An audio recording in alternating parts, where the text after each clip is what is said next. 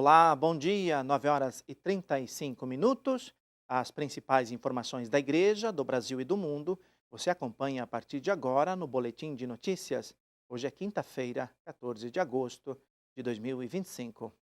Em nosso telão, você vê imagens do céu da capital paulista, mais um dia de tempo firme, sem previsão de chuva, sensação de frio persiste e a máxima não passa dos 19 graus.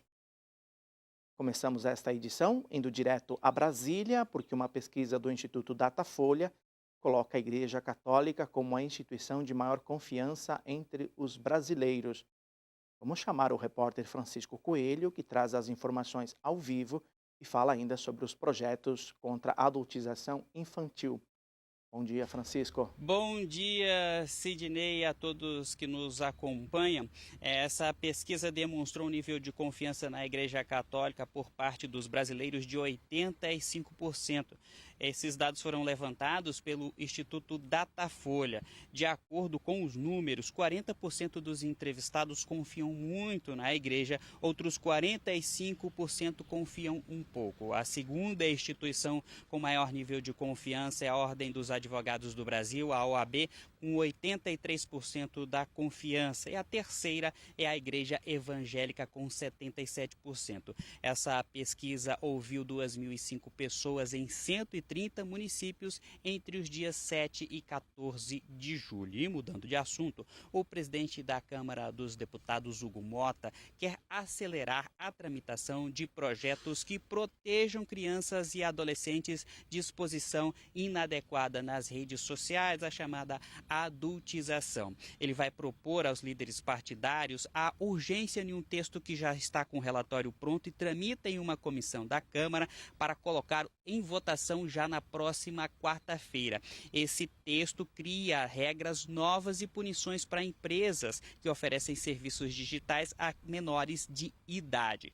Outros 60 projetos tramitam na Câmara dos Deputados. Houve um aumento no número de apresentação de projetos com esse tema na Câmara após viralizar um vídeo de um influenciador digital fazendo denúncias de adultização na internet. Eu volto com vocês nos estúdios em São Paulo. Obrigado, Francisco. Um bom trabalho para você aí em Brasília. O Conselho Brasileiro de Oftalmologia e a Sociedade Brasileira de Oftalmologia Pediátrica publicaram uma cartilha com orientações para evitar problemas que afetam a saúde ocular.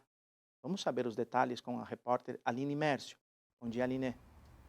Bom dia a todos que nos acompanham. Exatamente, para entender um pouquinho mais sobre esse assunto, a gente vai conversar agora com a doutora Renata Santos, que é oftalmologista aqui do Hospital SEMA, em São Paulo. Bom dia, doutora. Quais são os cuidados que a gente deve ter na infância com a saúde ocular? Os cuidados com a criança na saúde ocular começam desde o nascimento. A primeira consulta da criança ela deve ser feita de 6 meses a 1 ano de vida já, para a gente poder rastrear possíveis patologias tratáveis desde a infância. Por exemplo, o retinoblastoma, que isso é uma coisa, as crianças, como elas não se comunicam, a gente precisa fazer a consulta de rotina justamente para fazer esse rastreio dessas patologias que, se tratáveis desde a infância, o prognóstico tende a ser melhor, o curso, a evolução da doença tende a ser melhor. Depois disso, a gente continua o acompanhamento da criança ao longo dos anos de vida, principalmente ali nos primeiros anos de desenvolvimento escolar, para que a criança possa interagir na escola, garantir que ela está conseguindo acompanhar o desenvolvimento. Ao longo da adolescência, isso também é importante, às vezes é quando o adolescente começa a querer usar lente de contato, não quer mais usar o óculos, e aí a gente vai fazendo o acompanhamento segundo o fluxo de cada criança. Um acompanhamento para uma criança que tem um exame normal é 1 vez por ano, suficiente. Se for descoberta alguma patologia, aí a gente vai individualizado o acompanhamento. Cada caso é um caso. Perfeito, muito obrigada, doutora. Imagina! Então ficam aí as dicas para os pais e responsáveis para cuidar da saúde ocular de seus filhos, né? Voltamos aos estúdios. Obrigado, Aline. A Defesa Civil de São Paulo emitiu um alerta de emergência para queimadas em algumas regiões do estado. A baixa umidade do ar também preocupa as autoridades. Quem tem os detalhes é o repórter Flávio Rogério. Bom dia, Flávio. Isso mesmo, Sidney, um bom dia para você e para todos que nos acompanham. A região que mais preocupa em relação às queimadas é o noroeste do estado, devido à previsão de sol e baixa umidade do ar para esta quinta-feira. Segundo a Secretaria de Meio Ambiente, cerca de 90% das queimadas têm origem em ação humana. A Defesa Civil recomenda à população para não realizar nenhum tipo de queimadas e não jogar bituca de cigarro na beira das rodovias, pois o tempo seco contribui para que o fogo se espalhe. A baixa umidade do ar também preocupa, pois alguns municípios podem alcançar valores inferiores a 20%. Nesta semana, algumas cidades paulistas, como Tupã e Itapira, registraram umidade relativa do ar na marca dos 10%. Ontem, na capital, registrou a marca de 18%. As autoridades reforçam para que a população se hidrate bastante. De São Paulo, Flávio Rogério, para o Boletim de Notícias. Obrigado, Flávio. Hora de saber como fica o tempo em todo o país nesta quinta-feira. O frio continua em algumas regiões do Brasil. Pode chover no litoral do Rio Grande do Sul, Paraná e Santa Catarina. O dia começa bem frio nessas áreas. À tarde, as temperaturas sobem, mas ainda permanecem razoáveis. No norte do Paraná, o calor aumenta mais. Essas chuvas também alcançam o sul de São Paulo, Rio de Janeiro e Espírito Santo.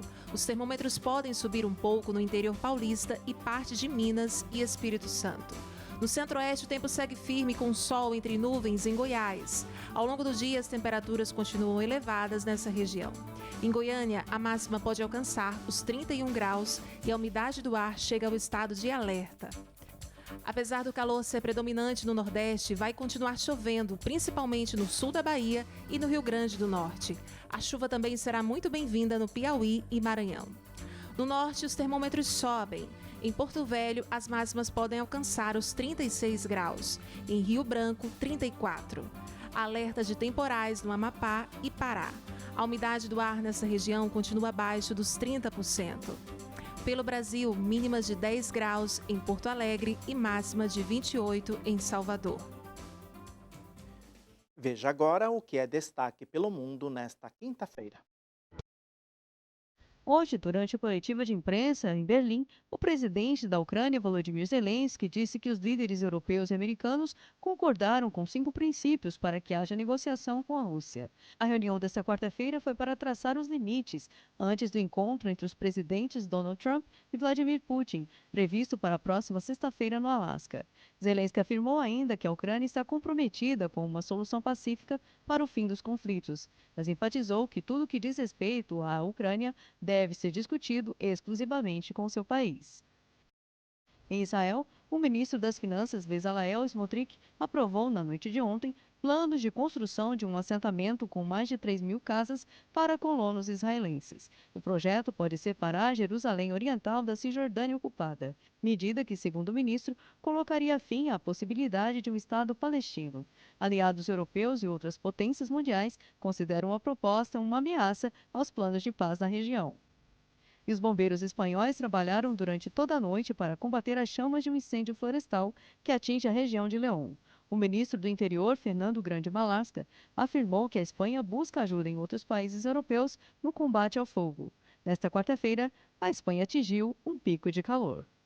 E hoje, às 7 da noite, aqui em São Paulo, o apostolado do Rosário e do Manto da Santíssima Virgem de Guadalupe vai celebrar uma missa de envio do primeiro manto numerado de Guadalupe da cidade de São Paulo. A peça simboliza a proteção e o amor de Nossa Senhora de Guadalupe. A missa será presidida pelo cardeal Odilo Scherer, arcebispo metropolitano de São Paulo, na paróquia Imaculada Conceição, que fica na Avenida Nazaré, 933, no bairro do Ipiranga. Todos os fiéis são convidados a participar. Representantes de TVs católicas da América Latina e Caribe estão reunidos no Santuário Nacional de Aparecida. O evento promove a troca de experiência e contribui para o crescimento dessas emissoras que estão a serviço da Igreja. O encontro começou no dia 11 e segue até hoje, reunindo cerca de 50 pessoas, sendo 27 representantes de emissoras de inspiração católica de 12 países da América Latina e do Caribe. Membros do Conselho Episcopal Latino-Americano, o CELAM, e da Signes Brasil também participam do evento, que, de acordo com os organizadores, tem como um dos objetivos formar uma rede de responsáveis de emissoras católicas e, com isso, superar desafios na missão de comunicar o Evangelho. Nós ficamos por aqui. Acesse nosso site, siga a gente nas redes sociais e acompanhe o Canção Nova Notícias às 6:45 da noite. Obrigado pela companhia, uma boa quinta-feira para você. Amanhã estaremos de volta com mais informações ao vivo de São Paulo.